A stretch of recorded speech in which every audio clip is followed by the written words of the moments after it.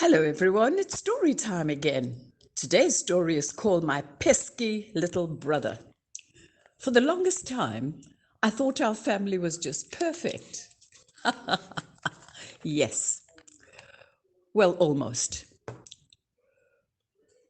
We were into our routines, we did lovely family things, we visited others, had friends come over, we went to school, had our different household chores to do, and pretty much enjoyed birthday parties, which were lots and lots of fun. Mum asked my sister and I to choose whom we wanted at our birthday parties, and depending on our years, we were able to have that many friends at our party too.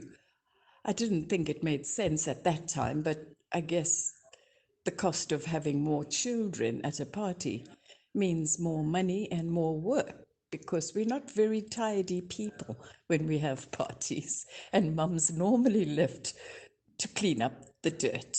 However, that was wonderful. So at my 8th birthday, I had my 8 friends, and it was wonderful. We enjoyed every minute. We played games. We had wonderful times of listening to funny stories, watching movies, depending on the weather. And it was just so much fun. So life was enjoyable, I thought. Well, after a few days, on from my 8th birthday, our parents called the two of us together and said we're going to have an addition to the family. The doctors had confirmed that it was to be a little boy. Well, the news of this was met with a stunned silence from the two of us. As we looked at each other, each wondering what thoughts were running through the other's minds. And Dad broke into the silence with, I'm sure it's going to be a lot of fun. It'll be wonderful to have another child in this family. And Mum agreed.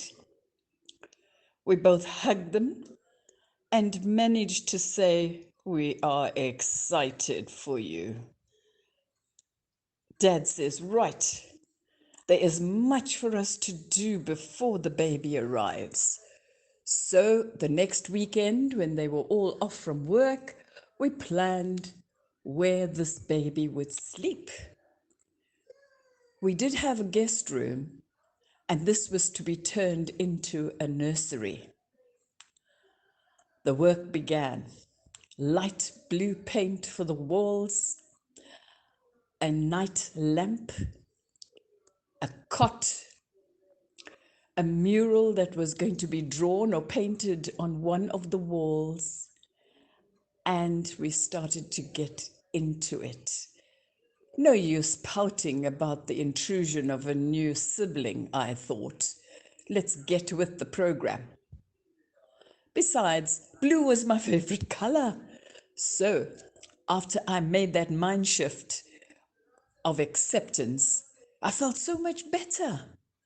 I took the responsibility of living and doing things that were going to be beautiful for our newborn brother. So, my job was it to line the beautiful drawers with blue paper in expectation for his new clothing. And on Saturday, when we were out shopping, we found the most adorable stuff in blue. Blue suits, blue blankets, printed cot sheets with blue little sheep on them, little vests, body warmers, pajamas with all sorts of patterns in blue. Oh, I was looking so forward to our little baby brother now. Friends and family brought toys for the new baby, trucks. They brought overalls with toy tools. There was new nappies in the room. The room looked beautiful. And Wow. I thought, well, it's beautifully designed and decorated and ready. There were books and puzzles and games too.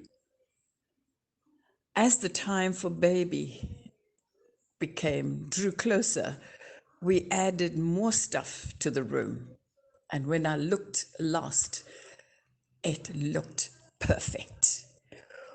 One night later, Dad woke me up and said, "Please watch your sister. Your aunt will soon be here.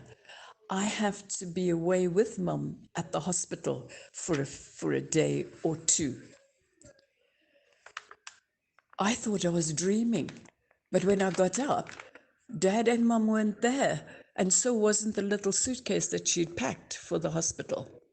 So our aunt arrived shortly afterwards, and she looked after us like a dream. She cooked, cleaned, ironed. She was perfect. And she cooked beautiful meals. We went to school. When we came back, the house was awash with beautiful stuff to eat, to drink, and to just enjoy each other. Well, Dad came back from the hospital quite excited. "Our little boy has arrived. Mum will be back tomorrow with him. Oh, he is so small and so soft." We waited with bated breath for this new arrival. We could not believe how perfect little Nicholas was. He had no hair. He had wrinkled fingers and toes, soft skin, yes, long skinny legs, and he was just a perfect little boy. He smelled so fresh from the baby powder and cried with the soft squeal. He was ours. We loved him. We got involved with his bath time and watched him while he played and nursed at Mum's breast. He smiled and was a happy little baby. Each day we watched him grow.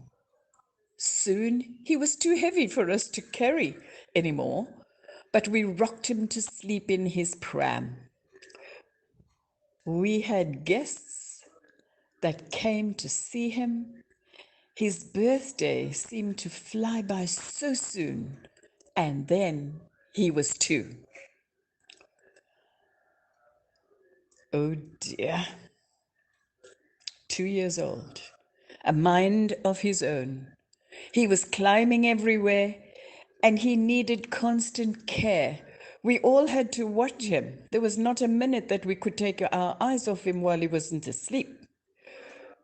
We rearranged all the rooms to make it child-friendly. We enjoyed him, and he was just adorable when he was clutching his teddy bear with his eyes fast asleep. Mum, Dad, and my sister and I were exhausted while little Nicholas was awake. He was into everything. He had no fear. He explored the world with such an open mind. He was energetic beyond words. As he got older, I had to set some ground rules in my room. So did my sister. He gave us no peace. We could not have a game we played. He would upset the chessboard, take the Monopoly money and run away with it. He would take our earphones and hide them away, and we would look upset. And then he'd laughingly tell us where it was. He'd go into the kitchen and upset the dog's food all over the kitchen floor, and the water as well. Nicholas, stop that. Come here. Sit down. Be quiet, was all the words that we were using. My word, even when we watched a movie, there wasn't peace anymore. He would take all the popcorn and throw it all over the place, trying to get it into his mouth, and it went everywhere but the target. Oh dear, we complained bitterly to our parents. They smiled and told us it was all part of growing up. Please be able to understand and join in. But my patience with Nicholas was running very, very thin. Often I got very angry with him. And then he turned 4. My parents said Nicholas was going to preschool. I sighed a huge sigh of release. Oh, peace at last. But then we will be at school too. He learned how to take turns, to appreciate that he was not the only child in the whole wide world. He started to be a normal human being after that. Wow. Then we began to enjoy him all over again. He was our younger brother. We loved him and treasured him, and we would not trade him for the world. Our once pesky little brother has turned into a half-decent human being. Hope you enjoyed the story.